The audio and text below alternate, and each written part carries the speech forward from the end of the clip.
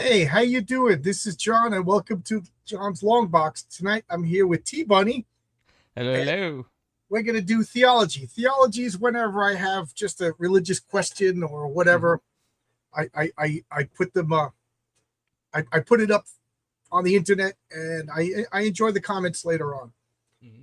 So, Right? gee, all of a sudden I started to choke. I guess God's angry with me. Let me take a sip of coffee.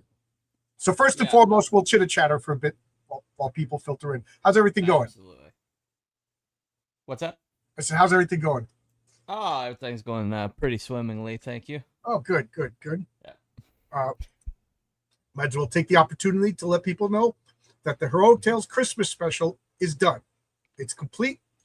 I just needed a couple of high resolution files for the covers. I Yeah. got that yesterday, and we're sending that out to get order of proof. And once I get the proof in my hand, I'll see if the comic's good. Then it's time to do the printing.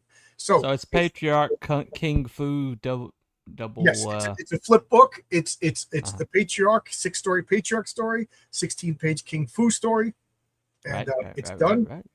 Okay. Color is all by Oscar, King Fu by art by Renzo, and patriarch is done by Andres Esparza, Hmm. and it's so good. It's so much fun. Bill I'm is glad you finally got that the coloring sorted out. I know you had a uh like a failure there you didn't see coming. Was it? Didn't you have an artist that kind of like you caught still in work or using I AI? didn't know what you were talking about. Yeah, I originally uh I made the dumb mistake of putting out a call on Facebook and Twitter for artists, and I got Yeah. billions of replies, most of which were obvious AI, Right. Right. and Right. and then and the ones that weren't AI, they were genuinely good artists, but Hmm. it's all like it looks like Naruto and Right. all that stuff, which is Manga. fine. They're all Yeah, manga, right? it looks like kids who watched Dragon Ball Z all their life and whatever, which is Yeah. fine. I just didn't want that, Right. so no hard feelings to them. And one person, I tried him out, Hmm. and the page, just something about it didn't look right. And he a short, and next thing you know, he sent me layouts of all 6 pages. I said, I didn't tell you to do a layouts for all 6 pages. Right. I Right. said, well, Right. I was Right. trying out for the first page. So I paid him for that first page, and I said, hold on. And then I ran it through those computer things that Bill Williams sent me one, and it said it was like 93% that this was AI generated. So Ah. said, Right. so I think he did AI generated, and then he hand drew over a couple things, Hmm. to whatever. So I said, I can't use you. I told you, if people think I'm using AI, I'm done. Yeah. Oh no, I'll fix it. I said, there's no fixing. I said no AI, and you used AI, like that Right. you broke the prime directive over here. There you go. There you go. So before that though, I don't know why I was so dumb, because Oscar, my colorist, he's an Hmm. art teacher, and he sent Ah. me 2 portfolios a while ago with Yeah. two really good artists, Andre Speed one, and I forget the name of the other guy who I plan on hiring in the foot. But the other guy does more like darker, somber horror kind of stuff. Oh, You know what that's I mean? So perfect for. I mean, the jacket is definitely dark. the what? The what? The second story of the first book you did, I thought when the guy with the cursed jacket, like you don't remember your second story on the first book, The suit, the suit. the suit. Yeah, How in the world is that not? because it's funny that you said that, because you threw me for a loop. I was like, I didn't write, because I have a character called Coat of Arms. He's going to be a bad guy, and he dresses like a highwayman, with the tricorn hat and the big, Gotcha, and gotcha. My fault, my fault. Okay. he has every weapon at his, like, he just reaches into his pocket, or he pulls out a spear out of his, so it's the coat of arms. And then all of a sudden he's going to realize, I got nuclear weapons. Ah, So he's gonna become a serious. So I was like, I didn't tell anybody about that story yet, so I got confused. But no, I have a couple of horror stories yeah. that and I have like a realistic thriller. that I'm thinking of this guy whose name escapes me. I'm sorry, Oscar. Well, I mean, you've only had like 2 stories in that first book, and I was like the second story in the first book, and you're kind of like, I'm Yeah, like, but that's because I was like, because I was just thinking of this story. I was like, how did you know? Am I bugged? Yeah, that's Ron Mosicki drew that story. He is also drawing the Raven right now, and he's been posting the pages. And he leveled up, man. Did his art. Ron's incredible. Yeah. I want him on my second book, but Yeah. It's funny because Ron said that he was done. He was retiring. He opened up a business. It's not my story to tell, so I'm not going to give any details. But he opened up a business, and he's got like I don't know how many kids, a bunch of kids. Yeah, he does. So he was just like, I'm done. I think he got discouraged by the behavior of the comic book online community. Yeah. And, so I talked him into. I said, do one more story for me, because he still misses drawing. So he did a cover of Patriarch versus the Raven. Let's say I was trying to line him up for my second book, and I was trying to start doing some pages in my second book, and then he suddenly declared, I'm done with all of it. Right. But here's what happens. So he got the art bug, and he drew up. He said, "Can I do a fan art piece for you?" I was like, "Yeah." What am I gonna say? No. And it was great. And then I got it colored, and everybody's like, "That's so good." So he got it. So I said, "Here's a script." I said, "Before you say no, read the script." And I honestly think it was the best script I ever read. And he was like, "This is so good." He goes, "But I'm super busy. Like the best I could do is like a page a month." I was like, "That's fine, because it's the third story in the line." And Renzo didn't even start drawing the first one. I said, "So you got plenty of time." And now he's all caught up. His business is doing fine. And now he's banging out like a page a week. I was like, slow down. Well, thanks for letting me know he's back. Thanks for letting me know he's back, because so hit him up. And it's so good. It's so good. Nobody does like, I told him this before, but I've never met an artist that does the linkages of the mechanics as well as he does. I mean, even if it's a fictional mechanical thing, what he's drawn makes perfect sense mechanically. I've never seen anybody do that. He had like kaiju that had like weaponry and stuff like that, and with hoses and stuff, and it was all.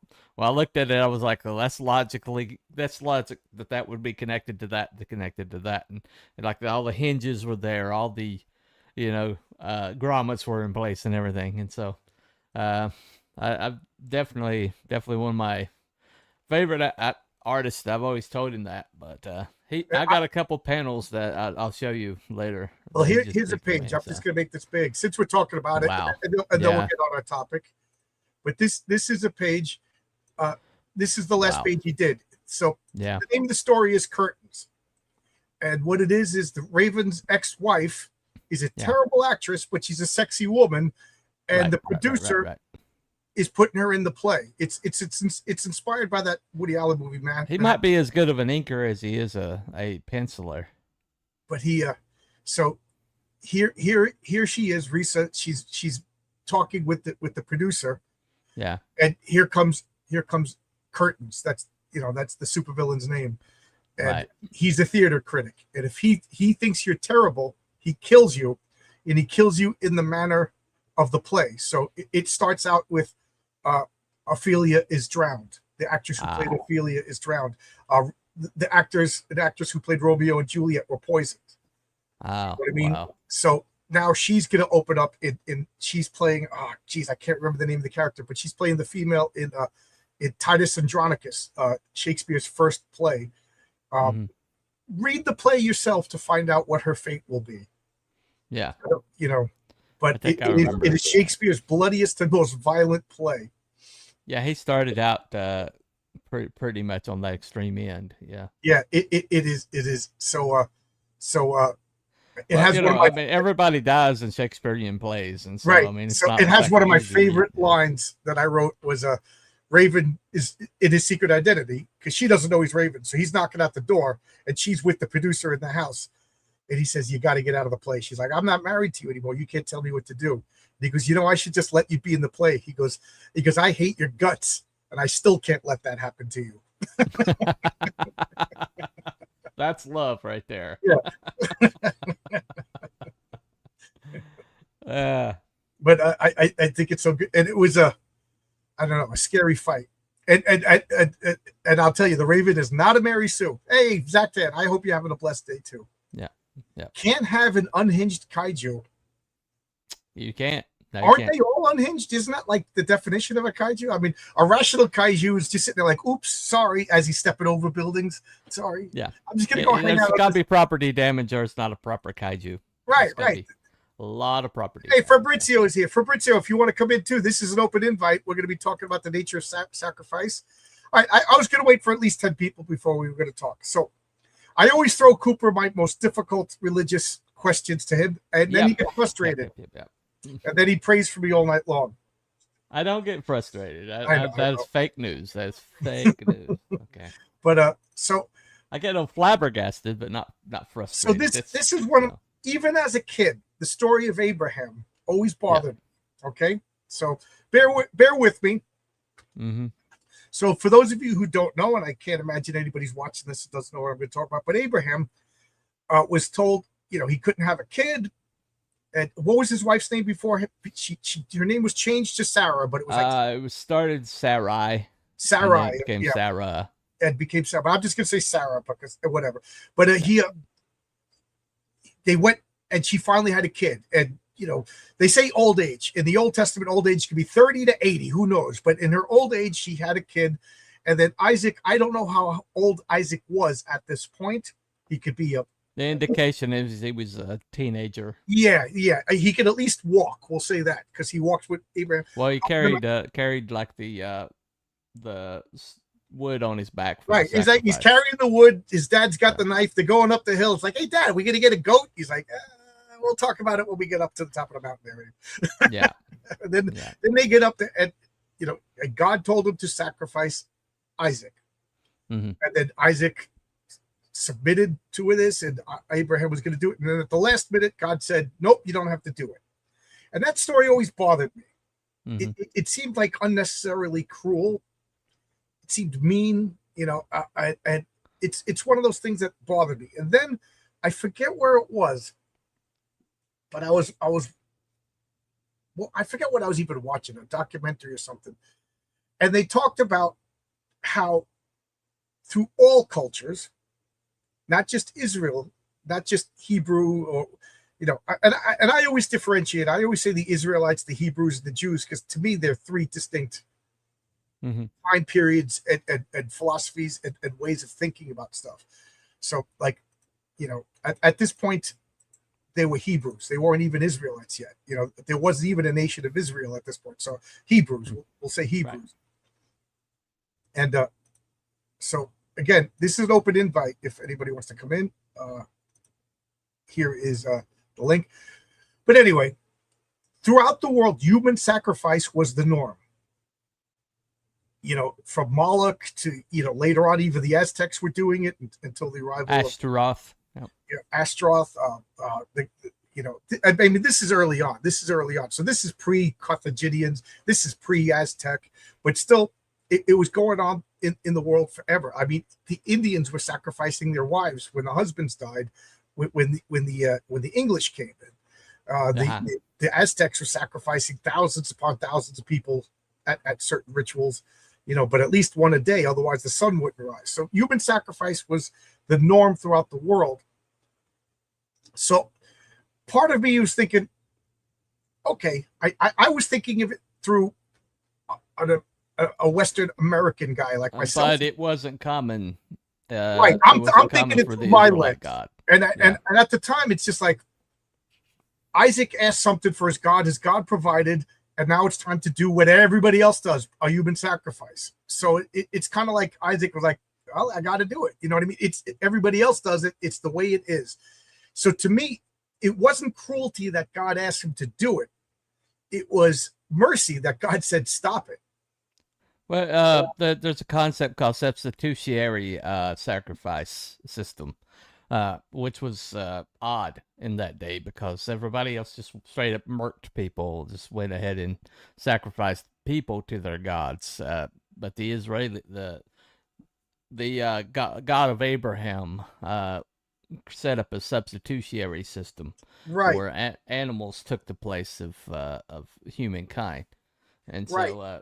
So it was one of the first legit. Except for the one. Sorry guys, but my comment thing is not working. I keep seeing new comments and they're not popping up. So forgive me if I'm ignoring your comments. It's not on purpose. So to me, this was a big change in human history. This was, as far as I know, and I don't claim to be the expert, this was one of the first peoples to ban human sacrifice. Yeah. And again, I was thinking of it in the wrong way. I was thinking of it as killing a human is horrid and whatever. But at that time, it was the norm and the standard. So it wasn't necessarily cruel and mean and I gave you something now you can. It was just the way it was. And then God stopped it and changed it to Abraham and said, what I could. And as far as I know, Hebrews to Israelites to Jews, human sacrifice was done with. That was the end of human sacrifice. Now, am I correct in my reinterpretation of the story? No, you're pretty close.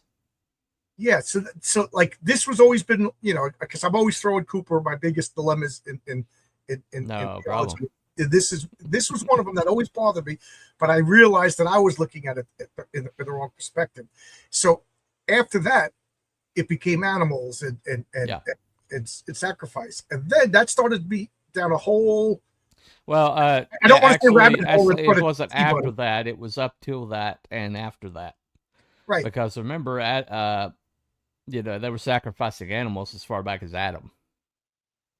Right. Because Abel was sacrificing animals, and Cain was sacrificing fruits and vegetables or whatever, but not even the best, and he didn't find favor in the eyes of God. So. Anyway, right, and then of course Jesus came, the Lamb of God, and became the sacrifice. The sacrifice, yeah, and that made me realize. And again, I don't know, but Christians, followers of Jesus, didn't do animal sacrifice. Yeah. Jesus was the sacrifice, and after Jesus, all sacrifice became personal rather than external. You didn't kill an animal. You didn't, like Lent, you give up chocolate or whatever. And well, I think people that observed Passover did sacrifice an animal. Well, that's what I'm saying. Followers of Jesus, like it. Yeah. The 12 apostles were still pretty much Jewish.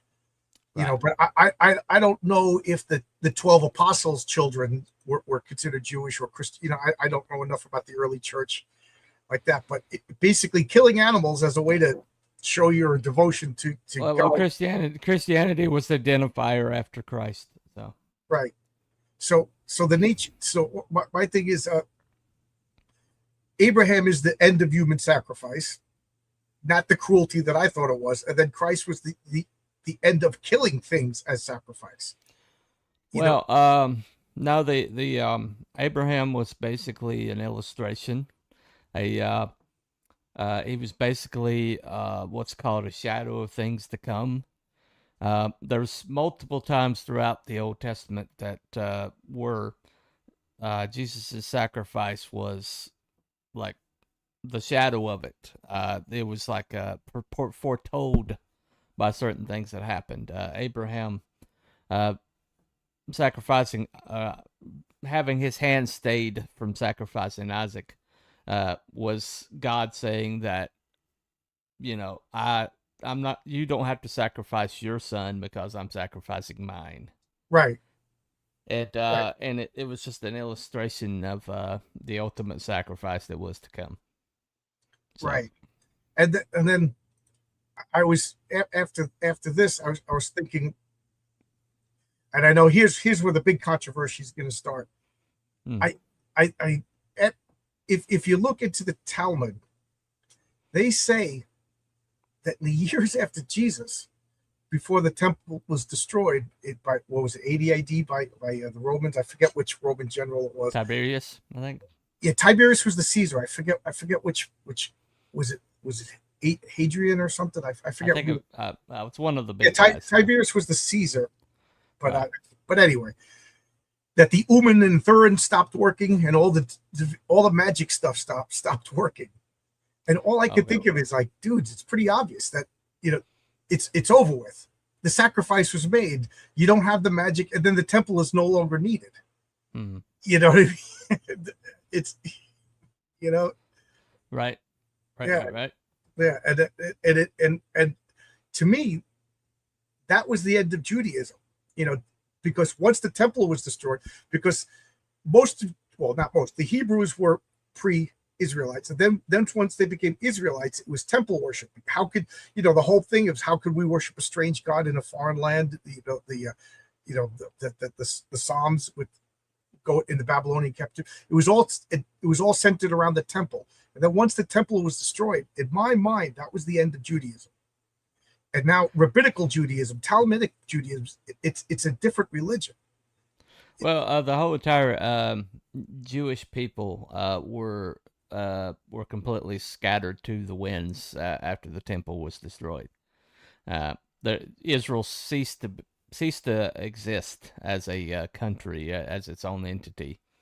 So the Romans got tired of them and just like wiped them out as a culture. That's why the diaspora happened, and that's why it was so significant when they brought them back together in the empty lands that weren't occupied or claimed by anybody at the time. And suddenly it's like, oh, we were here, we were a country. No, you weren't. You weren't a country. When they brought them together and stuck them in their ancestral homeland, there was nothing organized there. But that's why it was significant when they did that, and I think it was 48 maybe. But yeah, they were wiped out as a people. The temple was razed to the ground, Right. and The religion was ended because yeah, it was fulfilled. It was done. The purpose. so They were chosen, yeah, right. and the purpose fulfilled, and the game board was reset up for another game. Yeah, That- yep. Yeah. Well, Which is one of the reasons. go ahead. Again, I'm going to cause controversy here, but it's my channel. I don't. Oh, you're streaming, Cooper. I'm going to get you in trouble, channel. Which is why I could care less about Israel. It's over with. It's done. It. The religion is over. You guys want to fight with the Middle East? Fight with the Middle East. Just don't get me involved. That's none of my business. I also don't care if Lithuania and Latvia fight. Or I don't care if Nigeria and Congo fight. The purpose was solved. Like this whole evangelical, greater Israel must be restored. No, God isn't tied to a land. There was an egg, the egg broken, and the shell was swept away, and the chicken moved on. Yeah. To twist the metaphor. Well, I'll have to push back a little bit there, of course, but the whole entire standing with Israel does work on two different levels. One of them being that the whole region is unstable and anti-America except for one country, and so it does make. I don't think they're too pro-America. Well, they were definitely not openly anti-America, which makes them closer to pro-America than everything around them. So what? So, well, I know that's changing somewhat. They wouldn't exist if I didn't go to work. I got to go to work to support a country where the people are at least not anti-American. Yeah. You know who else is not anti-American? Japan. They love us, and I don't have to support them. And we bombed them. Well, I mean, you can argue all day about how much we are economically supporting them, but I do also say that they are significant in Revelation. So, if they don't exist, a lot of stuff that happens in Revelation doesn't happen, and so, there is that. I don't buy any of that. I think when they talk about Israel, they're talking about the people.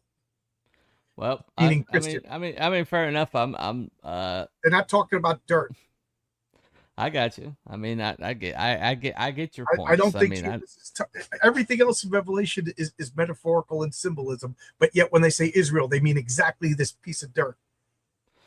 Well, they actually do talk about a physical location in Revelation. So, indeed, they are talking about a physical place in Revelation. So, um, and the temple is rebuilt, in a physical place. And the And temple is us. We are the temple. well, Cool. it there's very few things in Revelation that is absolutely concrete or it's not figurative or is actual literal. And one of the few things in Revelation that's actual literal is the existence of a rebuilt temple. So I will Yeah, say that. he just rebuilt the temple. He's the temple. Okay, The well, I temple mean, was destroyed, buried, and he came out. It's well, I mean, I'm just saying that I'm not concerned that Revelation. I mean, Revelation's probably been happening in a while, but I'm not concerned it's going to get high speed and really start moving and grooving until I see a temple start being rebuilt. And so that's kind of like the one sign that if I see that happening, then I'm like like, when they talk about the church, they're not talking about a church. They're talking about a faith, a belief. well, yeah, I mean, fair enough on that one. Yeah, yeah, I came to talk about Abraham and Yeah, Isaac. well, I I'm talking didn't about like really sacrifice. Like again, I geopolitical didn't really like I didn't do my the idea studying on of that. like, So. oh, I'm gonna put my sins in a chicken and then I'm gonna kill the chicken and I'm good to go. Like to me, that is just like the most arrogant thing going. Like, Well, it has to do with the metaphysics. It has to do with whether you believe that sin carries weight, that sin has a cost to it, or and well, either you have agency for your actions or you don't. If you could transfer your sins into an innocent object, then God is not just well, there has to be a price paid for sin, and that sin is death.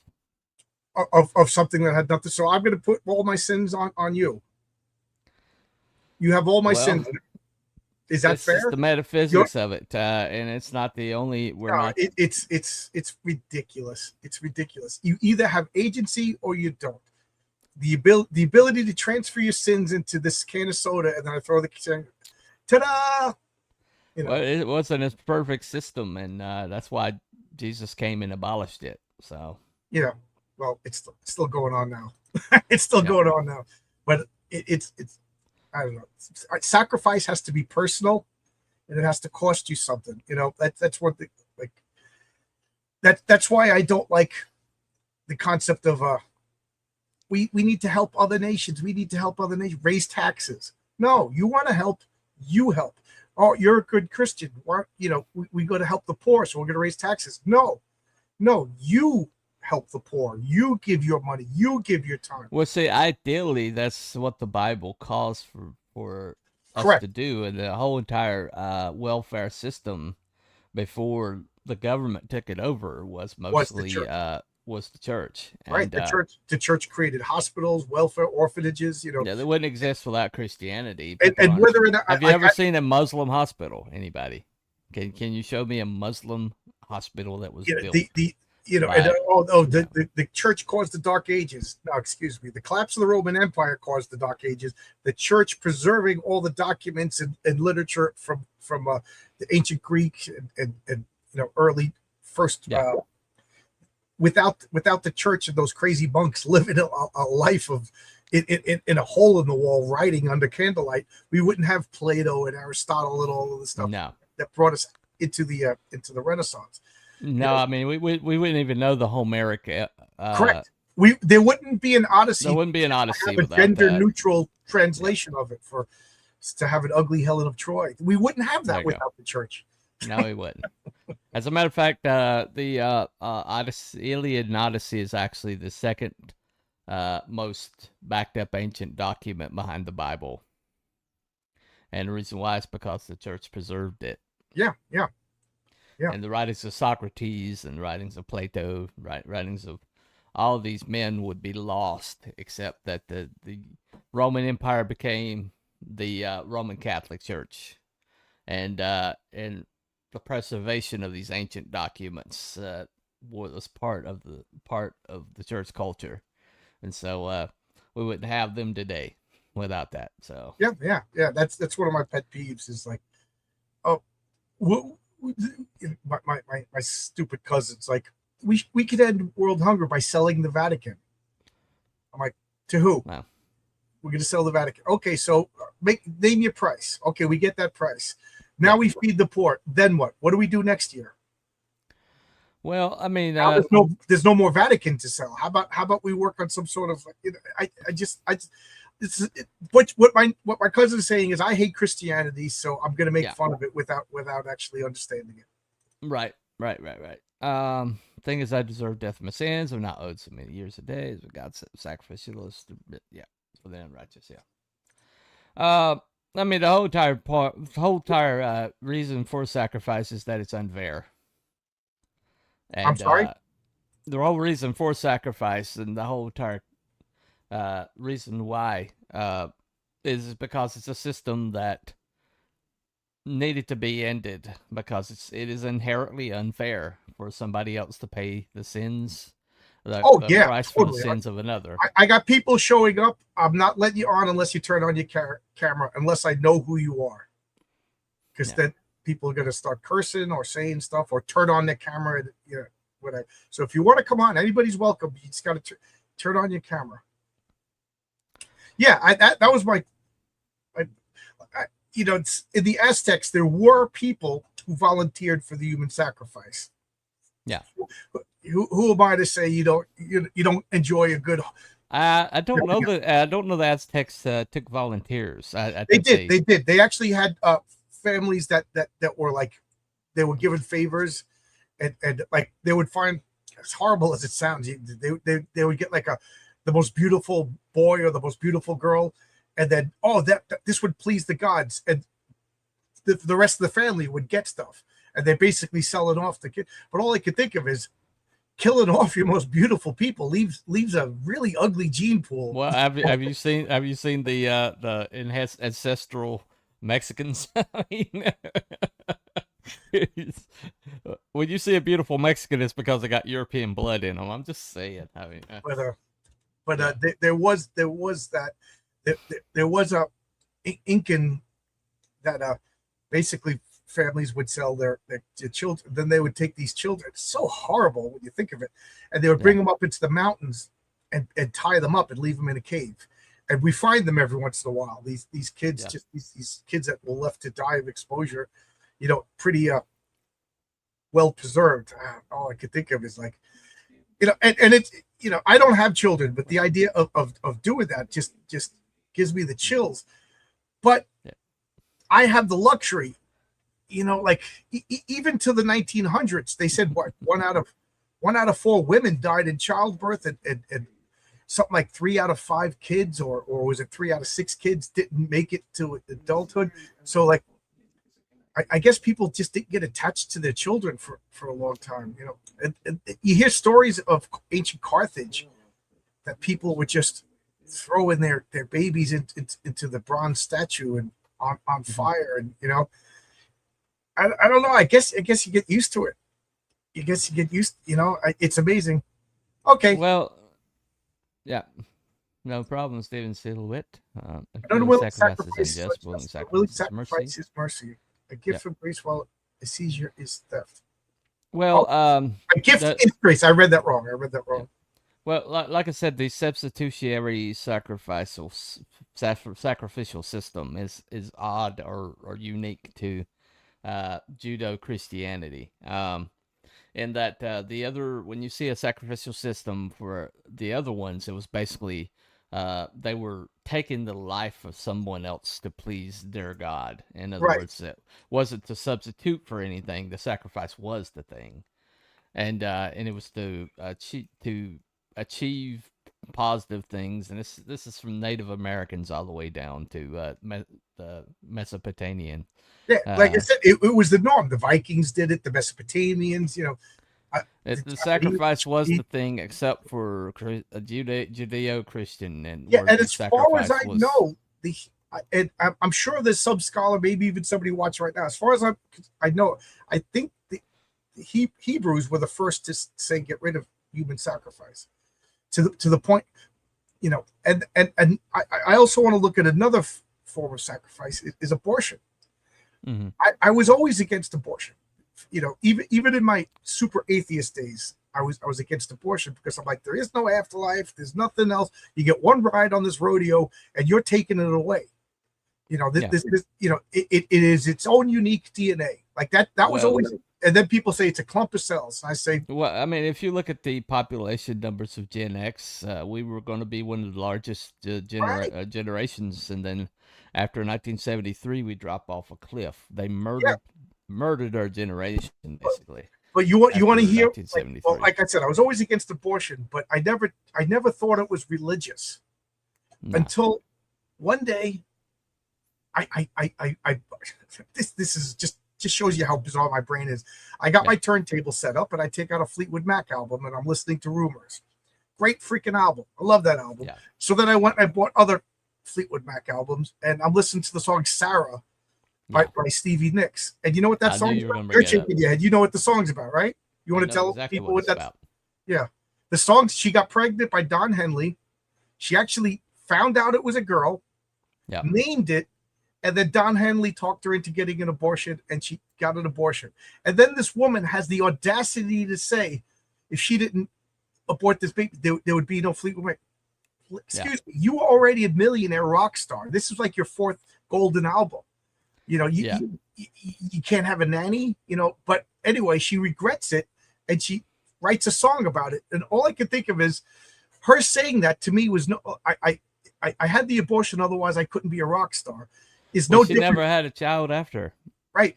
But it's no different. I aborted my child so I could be a rock star. It's no different than saying I sacrificed my kid for the crops. Yeah, They're exactly. both to give us a better future. And And Don that's what. Henley, by the way, is an asshole. Yeah. Well, He is a as total Mojo asshole. Dixon said, Don Henley must die. Yeah, there you go. But it's and then ever since that, which was only about 3 or 4 years ago, I look at Planned Parenthood and I'm just like, these are just temples to Baal. Yeah, It's just I'm or sacrificing. Ashtaroth. Yeah, Yeah, yes, yeah. That's all it is. It's a sacrifice to a pagan deity or non whatever. So I'm sacrificing my child for yeah, a better future. There is no difference, and it's so pervasive because like I saw a meme the other day where it's just like they had Satan running for office. He's like, I'm going to oppress everybody. I'm going to take away, you know, the right to vote. I'm going to be a dictator. But unlimited abortion, and you see every woman hitting his ballot. right, And right. it really changes my perspective about witchcraft. And maybe the Salem trials were right. You think? It's kind of like McCarthy. You read what I McCarthy always was knew saying. McCarthy was right. I always because the reason why I always knew McCarthy was right was the people that were upset by McCarthy were people I didn't like in the first place. Yeah, and John Wayne in Hollywood, and that group in Hollywood, so they were right Stephen too. Silhouette says, in the ancient world, your animals were your wealth. Your flocks gave you milk, butter, wool, and they multiplied. They were pets. So you barbecued one, it was sacrifice. Yeah, well, I barbecue an animal, and I don't pretend it's religious. I just want a hamburger. But I Yeah, understand what you're saying. It's no different than giving money to the church. It's no right. different than giving time because back you physically were raising those animals. You had to Yeah, go do it. Another yeah, that's aspect to consider is federal headship. Sometimes a leader is punished through a penalty on his people, and sometimes a leader can take the punishment for his people. Jesus, our king. Okay. The same could be symbolically said for people in society. Not that you would eat them, but human sacrifice would be reducing mouths to feed. Well, that is the argument that they're going with now with the maid and all that stuff, and the NIH all across the world suddenly turned on a dime and it's encouraging people to commit suicide.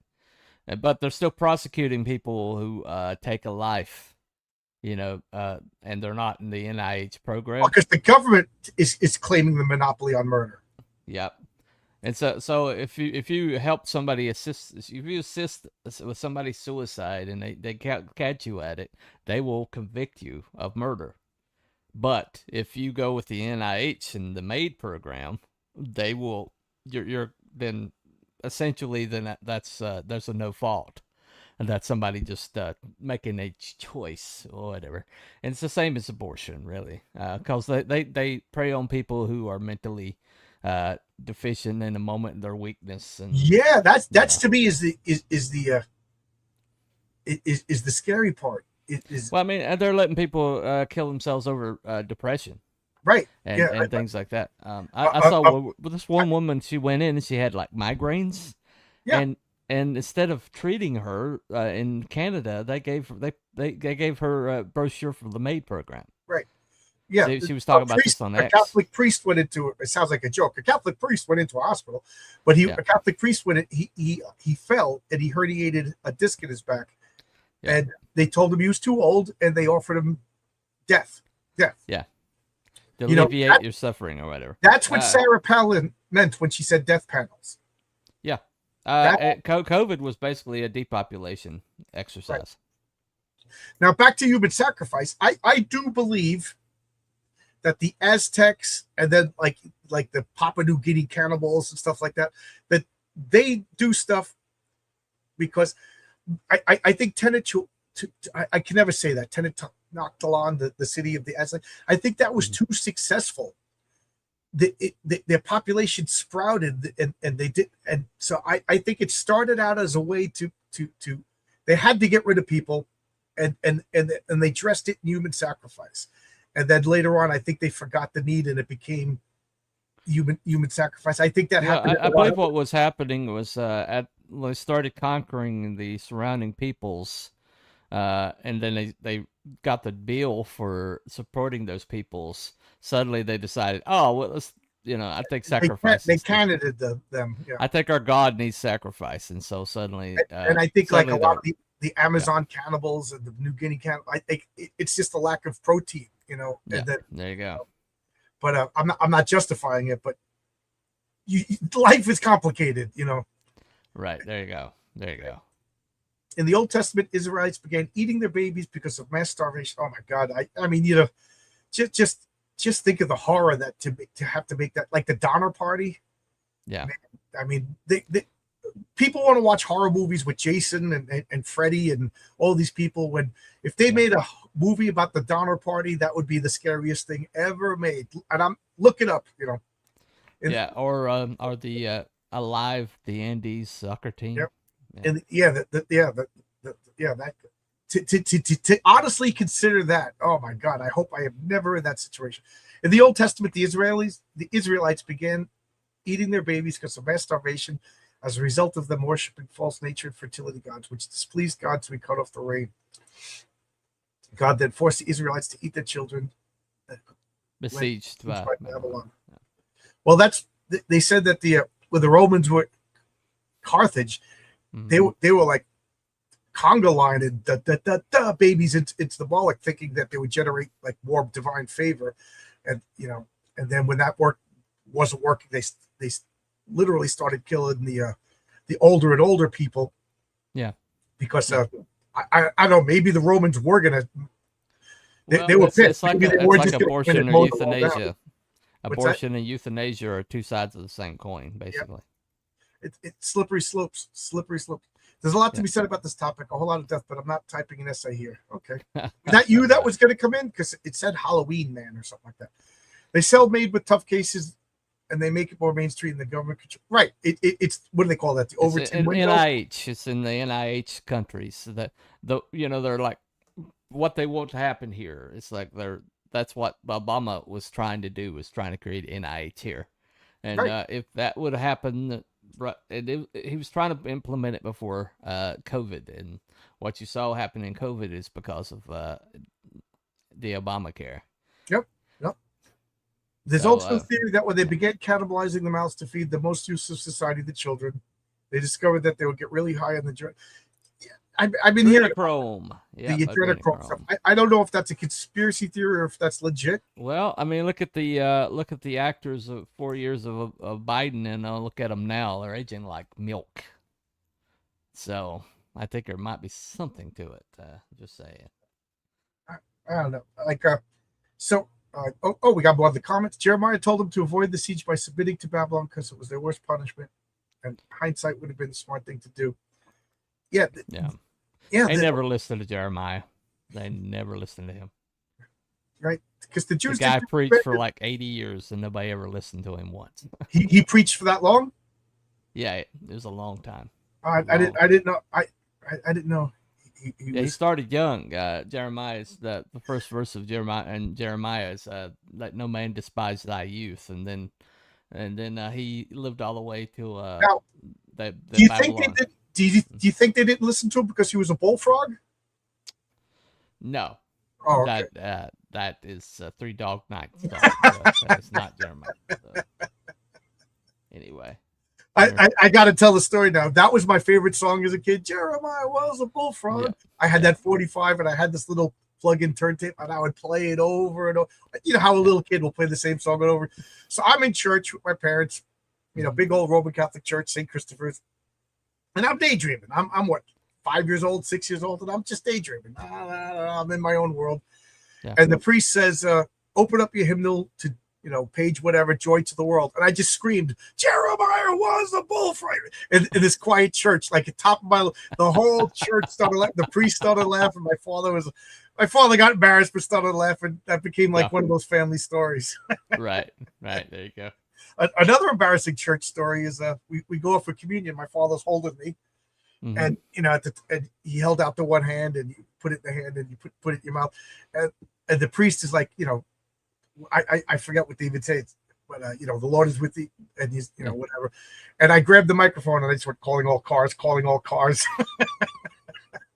My father's like, I can't take this kid anywhere. There you go.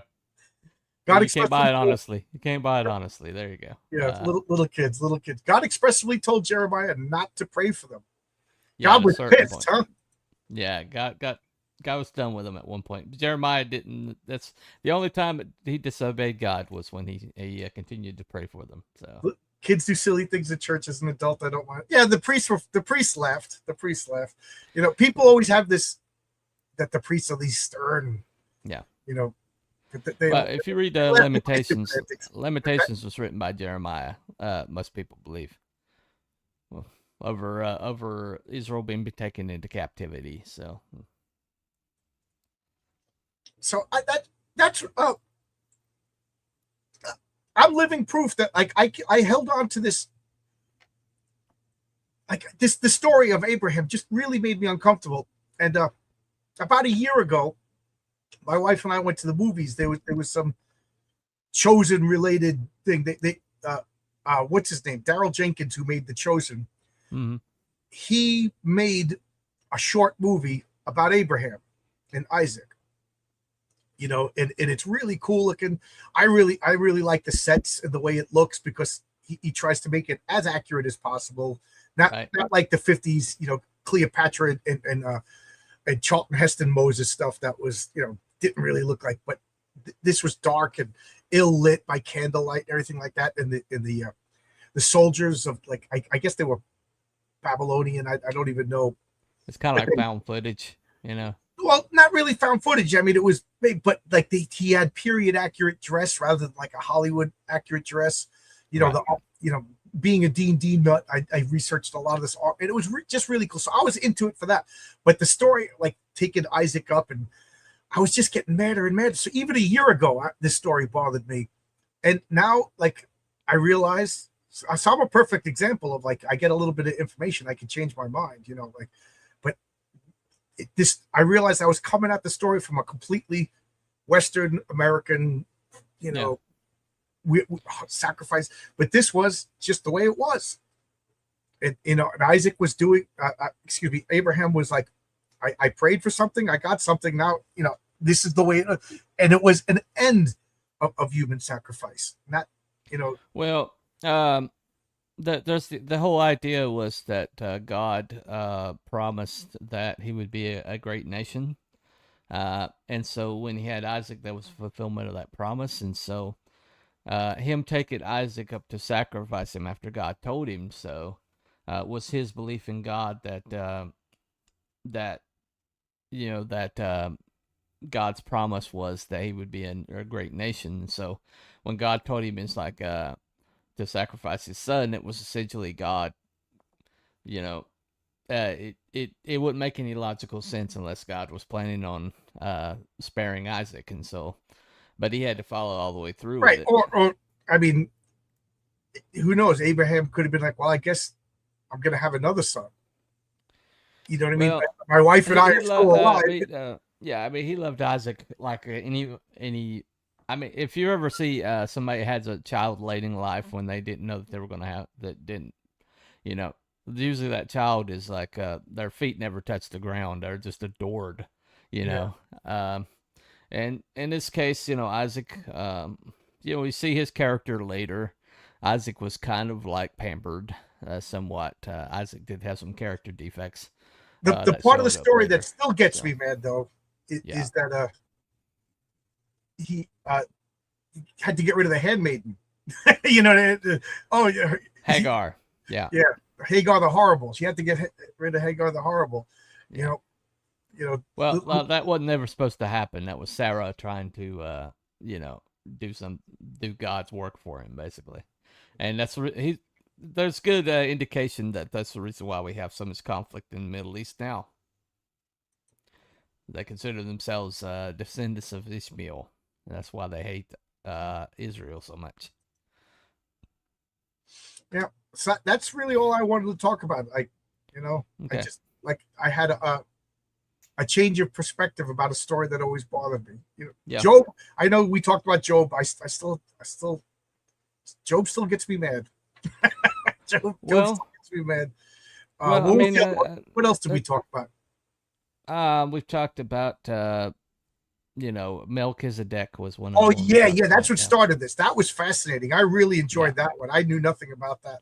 That is really cool. That talk inspired a story that I kind of told you. Well, I mean, that's because I was beating somebody down on your stream that was trying to say that Yahweh was the Mesopotamian God. That person is a know-it-all. We'll leave it at that. He is. He's a know-it-all. The way he was saying it made me mad. I mean, I usually don't go after anybody on somebody else's stream, but when he's like, "Well, you do know Yahweh's a Mesopotamian God, don't you?" And I was like, "Well, okay, sick him to the dog." That person is personal friends with the head of DC Warner Brothers. You know what I mean? And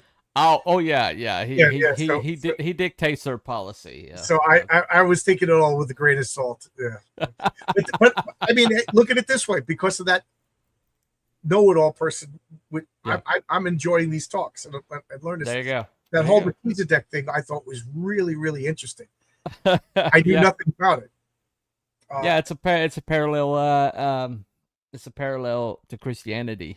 Melchizedek and Zoroastrian. It's considered a parallel to Christianity. So. And I wanted to talk to. Oh yeah, we also talked about this. What was it, Psalm 18, or I forget the psalm, the celestial choir or the celestial court. Right. That was a fun one. And I want to talk to you about the parable of the parable of the tenants. That's the next one I'd like to talk about. Okay. All right. I'll have to do a little research on that one. Yeah, I had a whole bunch, and then I forgot about it. And then I was working a lot of overtime, and now I've all my loaded up information is gone. But I remember I reached out to you. I wanted to talk about that. Right. God did promise to take care of Hagar and his son. He did. And another topic I'd like to talk about, and okay. you can bring up topics too. I'm not, because you know more about the Bible than me. And my wife now is like an expert on the New Testament. I'm embarrassed to admit I've read the Old Testament many times. I've always been fascinated with it because to me, it was I don't know, gods and dragons and monsters and dragons and Samson beating the crap out of it. It was all fun mythology stories. Right. And the New Testament, it just sounded like preaching. It was like going to church. You know what I mean? Yeah. So I got to actually read the New Testament. I've never read it. But I read the many times. I mean, you'll be fascinated if you read Revelations and. Revelations I read because it's all monsters. Acts will bring up a lot of cool, questions. Oh! You just reminded me of one. Paul's letter to the Corinthians. I think it's 3. There's only 2. There's only 2. Okay, yeah, but okay. So maybe I forget which one it is, but it in it he says that he had a mystical experience and traveled to heaven.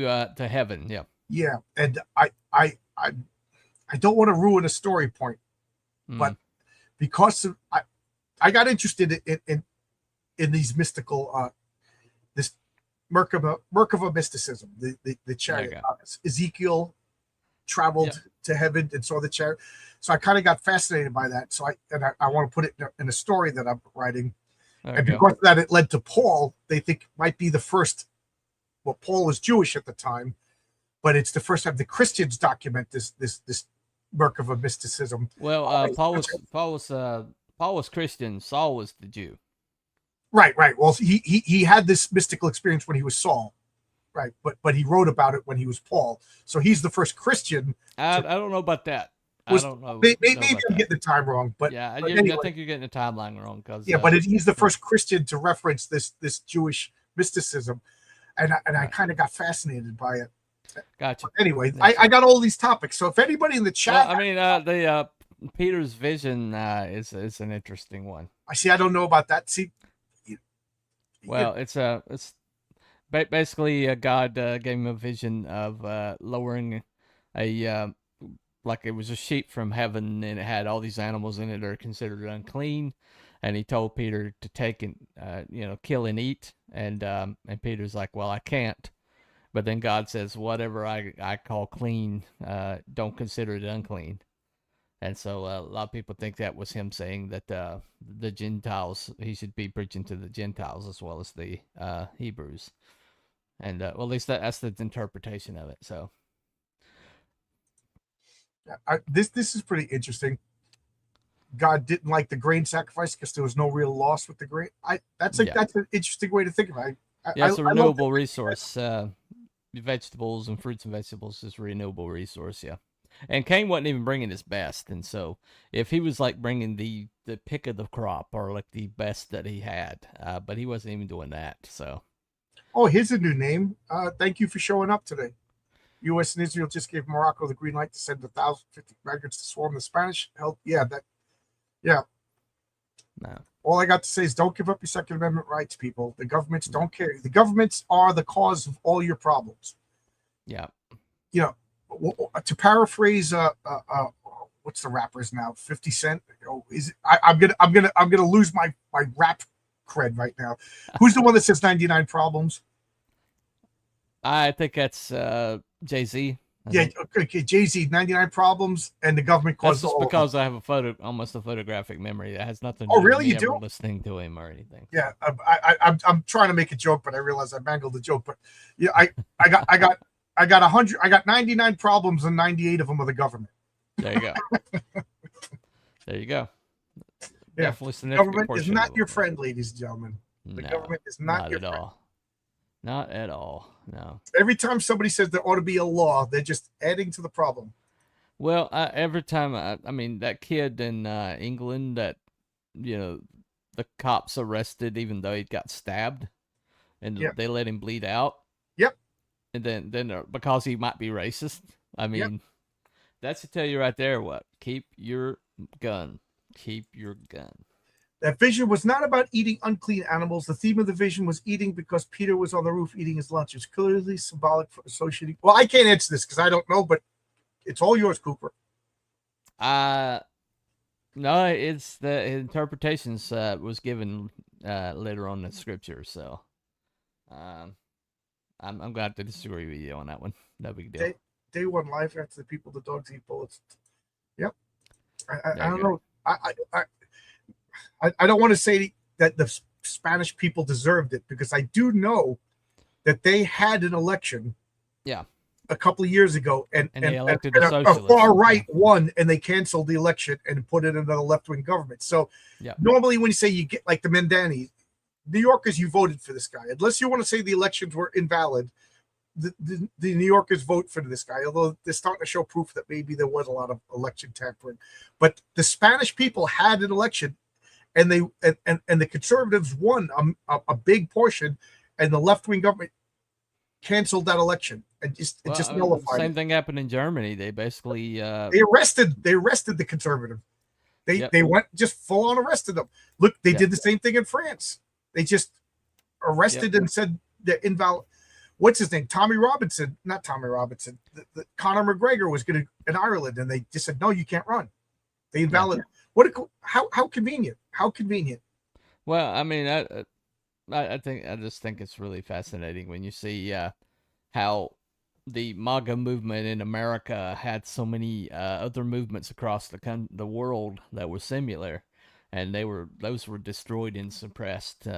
And a long time, around 2020, suddenly everything got suppressed and destroyed everywhere else, and so for 4 years everything we kind of went underground here. So they tried to do it. I mean, they tried to do it here, but they did a good job. I mean, they released the freaking pandemic to take control of these elections. I mean, that's. But the corrosion of evil is why ultimately it will never. It might win for a season, but it can never stay in power. But when you seize like the institutions like they have in America, then you can artificially prop yourself up for a while longer. But it's all astroturf at this point. Did you see in New York City that this Mandani he just created? I don't know how to pronounce this term. It's like a French term, but basically it's like an extra tax on houses that are over $900,000. Well, yep. that is a lot of money. And he doxed all of the but here's the thing. In New York City, in the 5 boroughs, the average house is $800,000. The average house. So I'm talking regular blue collar guy's house is $800,000. So a $900,000 house is this much more than average. So this story of this little grandmother who's been living in the house since the 60s, she owes $58,000 because Mayor Mandani said so, or she's going to lose the house. You know what I mean? And then he's trying to put all these like these free grocery stores or these cheap grocery stores out, and he's going to totally destroy that economy. And so it's happened all across every communist government has done the same thing, the same way, and gotten the same results. Everything's going right on schedule because he came here to destroy New York City. Yep, he's not even American. I got to convince my nieces, they grew up with a good family, good jobs, hardworking ethic, pay your taxes. They got good jobs, and God bless them. But they just think that the whole world is like this. They don't understand that the United States and Western civilization is the anomaly. Yeah, you can't. We have a high trust society, but other people they don't like. All right, immigration. My family came from Ireland and Italy. One thing will help you is have them watch these videos of these Europeans that came to America and see how shocked they were at their ability to move about the country, their ability to purchase things, and how everything was cheap. And watch Mr. Beast. Mr. Beast comes in and installs like a faucet in a village, and everybody's like, "Whoa!" It's like, yep. how could? At what point can we say to a continent, you got to feed and support yourself? Yeah, we really need to pull out of Africa and just leave it to its own devices. And same with Israel. Support yourself. You're nuclear power. You're the greatest people in the world. You don't need American tax dollars. Well, I mean, if you look at what happened, right after they moved into Israel, they got attacked by all the neighboring countries, and all the neighboring countries were armed to bear, and they wound up with bigger borders than when they started. So they don't need my tax dollars. They don't. They really don't. But yet they do. It is what it is. All right, just the plan. Yeah. Yep. So I got nothing else to say about this topic. So anybody watching this, do you have anything we'll talk about next time? I kind of want to talk about the parable of the tenants. And if you listen to this, you probably know what I have to say already about it. Cooper, you could come up with your own, if you want to talk about anything you want to talk about, anything you just like to talk about. I know you probably have less problems with the Bible than I do, but anything you want to talk about that I don't know, it just interests you. Yeah. Yeah, you were saying, how the hell did this $1 trillion organization exist and nobody even knew about it? And Yeah. not nearly 100% of them were for left-wing causes. How is that possible? Well, And and non-government, it was happening during Republican administrations as right? well Because as they were getting Democratic paid ones. off too. Everybody was getting paid off. Everybody was getting Foreign kickbacks. aid Yeah. is money laundering. Yep. Yep. It is. It definitely was. I mean, Africa hasn't benefited from $4 trillion. No. And all the cuts that Doge found are still sitting on Congress's desk. So, we haven't even seen the benefit of most of the cuts that Doge recommended. So, about the only thing that got done was shutting down USAID. What with the stream camera rule is see, I didn't know that was you because you had a different name when you showed up. But if you don't turn, I've had people that don't turn on camera, and then I bring them up and they just start cursing, or all of a sudden the camera goes on and they're showing nudity or whatever, guns or whatever. You know what I mean? People think it's funny. So if you have a camera on, it promotes good behavior. Like RJ for the Fourth Age, I know him. Or Heroin Berg comes in without a camera, and believe me, you don't want to see his face. It's better off that he doesn't turn his camera on. But it's just a means to ensure good behavior. Well, Yeah.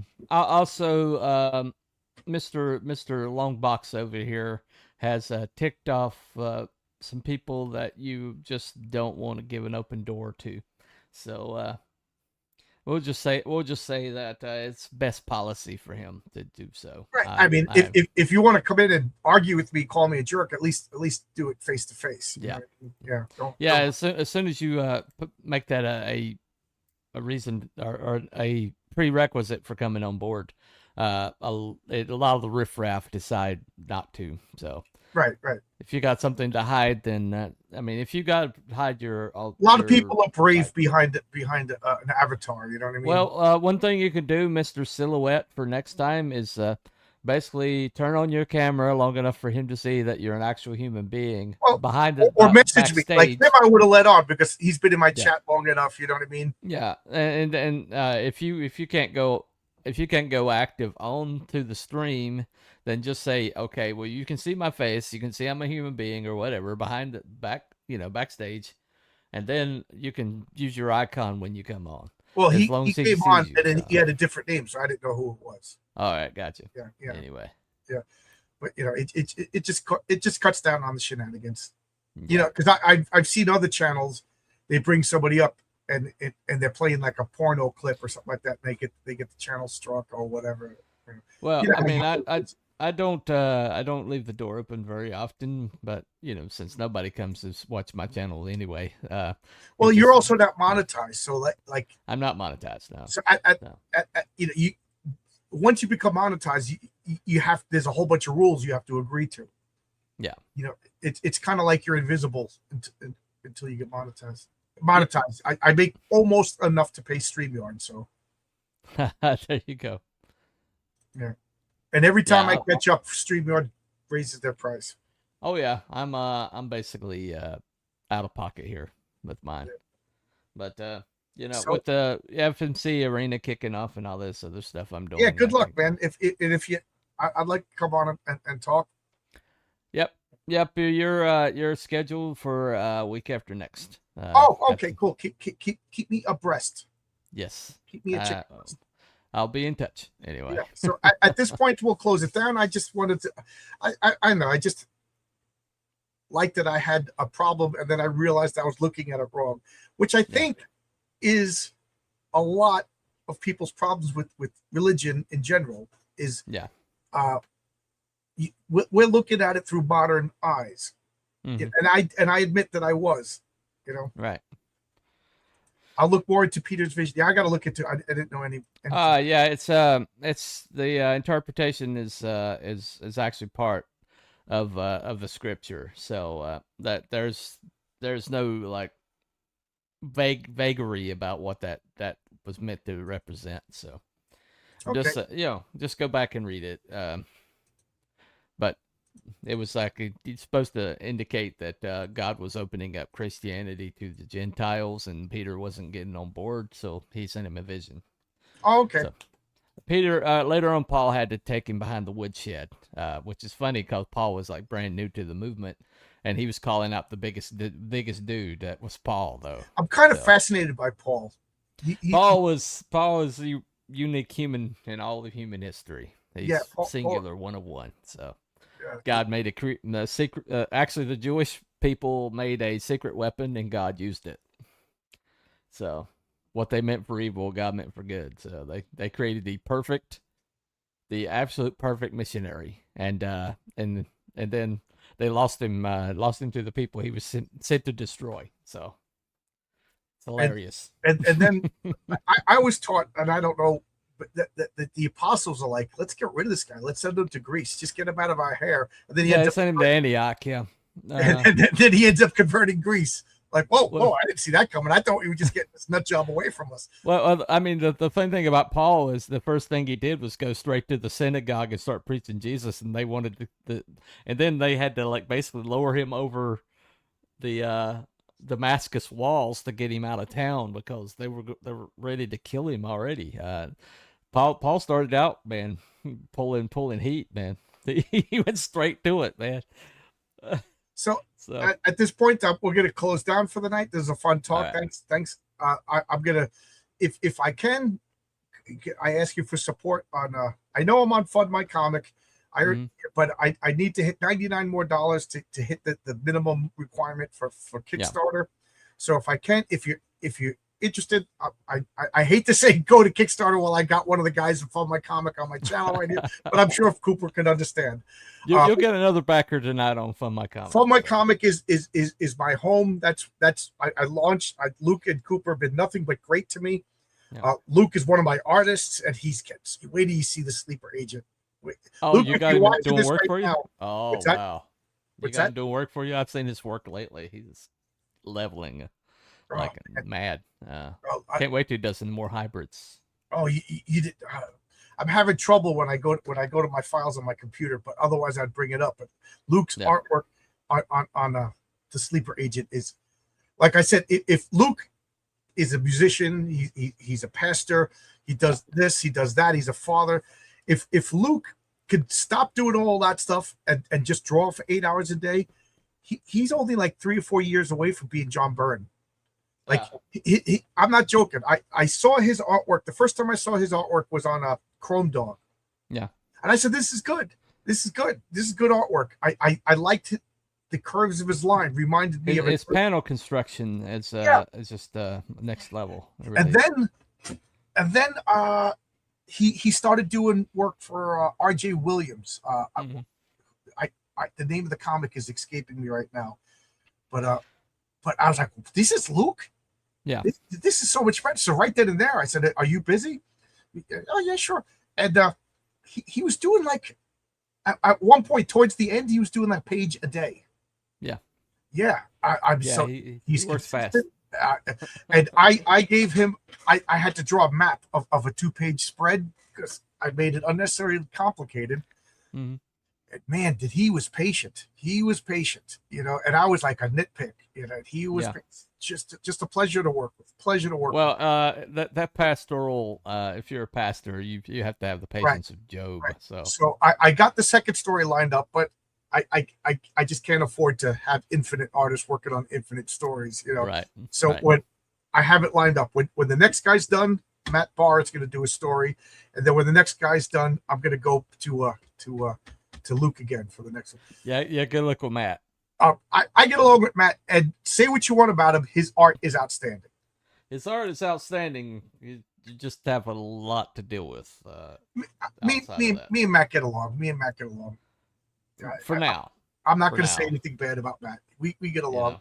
That can change. And then I had a few artists that, like I said, one guy tried to pass off AI art onto me. Yeah. And luckily I got fooled by, well, I didn't get fooled. The guy lied. You know what I mean? I think he swiped somebody else's pages, because when I saw his portfolio, it was it looked like almost like like a good mix between who's the artist that did Young Justice? So Waringo, I think. You have to get Marcus on here. I can't remember these Yeah, names off the so top it of my looked like head a mix he does, between him so. and like some manga. So it kind of had a manga influence, but Right. it looked really cool and I liked it. And then what he gave me was obviously AI. Right. You know, so that, and then I have one artist that just stopped talking to everybody halfway through a story, and I loved it. Specifically asked me, I want to work with you. Can you write me a story about this character? I Yeah. wrote him a story about that character. It was so good. The art was so good. And then not just me, stopped talking to everybody. I called him. I wrote him a letter. Is everything Who cool? I'm not going to the mention his artist? name live. But, Okay. All right. No problem. but you know, but I still see him tweeting, and he ordered a comic from somebody else. Yeah. But it's not just me. It's other guys that he was working with were asking me, is he okay? Like we thought he was dead. Well, that's right. That's how it really wasn't about food. Oh, we're back to the Darth Vader and the Pharisees. Yeah.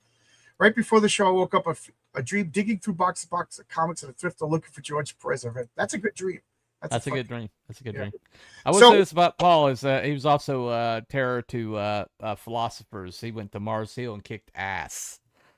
So anything you want to promote? Anything you want to say before we go? Yeah, just check out what's on FMC community service. I'm about to finish that out. I've got 4 pages left. I know I keep saying that, but also Fund My Comic Heroic Tales. Go ahead and back that. King Fu is Honka Honka Burning Love. You want a piece of that? So also, I'm gonna try to have it done by tomorrow night, but I'm working on the Crisis on Independent Earths, and I'm gonna have an introduction, and then what I would like is to send it out to everybody that I'm friendly with. 3 pages is all I'm asking for people. If 3 complete pages, send it to me. Think of it as promotion. You know what I mean? And then yeah, I gotta be on that. Oh, okay, good. Oh, you're an easy sell. So as of right now, I think I got I think I got RJ for the 4th Age. Okay. I think I got they were just on Fund My Comic, your show. The cemetery. Levi Skeen. Yeah, Levi. I think they're interested. Yeah. JD and Levi are good. Yeah, they're interested. So I want to try to get like 3 pages. Then what I'm gonna do is here's your file. Make your cover. Because that's from your character's perspective. And we all do this, and then I have the ending worked out and whatever. I think it would be fun. Everybody make it, because I can't make it a campaign because everybody's like, you're gonna make the money. I put it, so it'll be. I got so many characters that I can't use yet. That I think it'll be a fun thing. I think so. I want to, but I can't start it out until I finish the script. So I'm gonna try to finish the script by tomorrow night. All right, man. Looking forward to it. Community service on Crisis on Independent Earths. I think it would be a fun thing to do. And then for 3 pages, you're gonna get a full comic book that you can put your own cover on, print them out, and sell them at your conventions, or put them on add-ons to your campaigns. And then it has an advertisement for all of us on the back. I think it'll be fun. Better than a flyer, right? Yeah, that definitely kick ass. They used to do stuff like that all the time in comics. They just right. Right. I think it'll be fun. I'm asking everybody. As long as you've got a pie ad somewhere. Oh, you hostess. We need a hostess ad. Yeah, definitely. Well, at that, before we start getting too silly on what was a pretty serious topic, we'll say goodbye, kids. Bye. Thanks a lot, Cooper. And whenever you want to come on, just let me know. Will do. Night, guys.